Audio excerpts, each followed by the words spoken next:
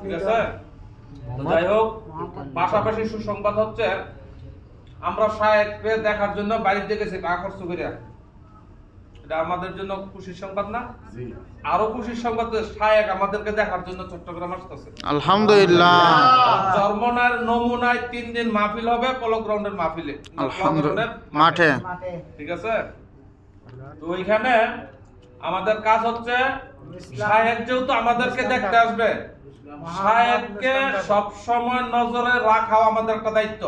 জি, আমাদের দায়িত্ব।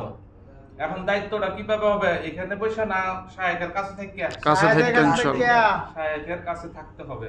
তো যাই হোক, আমরা যেহেতু কর্মজীবী মানুষ, যদি ওই দিকে আলহামদুলিল্লাহ আমরা কর্ম করব, আমাদের কাজ করতে হবে। কাজ করার পরে আমাদের কাজের শেষে এশার নামাজ পড়ে হইলো বা এশার নামাজের আগে যাইতে বললো, যারা আগে যাইতে পারবো আলহামদুলিল্লাহ আমি তো চেষ্টা করবো সার্বক্ষণিক এখানে থাকার জন্য। আলহামদুলিল্লাহ।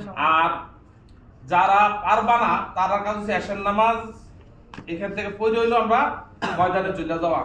আর আমরা চিন্তা ভাবনা করতেছি মাঠে একটা কাফেলা রাখার জন্য, অর্থাৎ যারা রাত্রে যাবে ওখানে খানা দানা খাইয়া রাত্রে ওখানে আমরা সব তৈরি করবো। সকালে আল্লাহর মতো আবার আমরা ফজর নামাজ পড়ে শায়েকের বয়ান শুনে আবার আমরা কর্মে চলে আসবো। 3টা দিন মাত্র। আমরা কারা কারা ওইখানে থাকবো ইনশাআল্লাহ ওয়াদা করতে পারি। আল্লাহু আকবার। আল্লাহু আকবার। আলহামদুলিল্লাহ। যাক, এখন কথা হচ্ছে এটা না, কথা হচ্ছে যে আমাদেরকে এই মাহফিল বাস্তবায়ন করতে হলে মাহফিলে অনেক বিশাল ব্যয়বহুল ব্যাপার স্যাপার আছে, খরচ আছে। প্রতি বছরই আমরা নিমতলা থেকে একটা বাজেট দিই, অর্থাৎ এই মাহফিলটা গুছিয়ে আনতে প্রায় মোটামুটি 60 থেকে 70 থেকে 80 লক্ষ টাকার মতো খরচ হয়। তো এই টাকা কিন্তু আমরা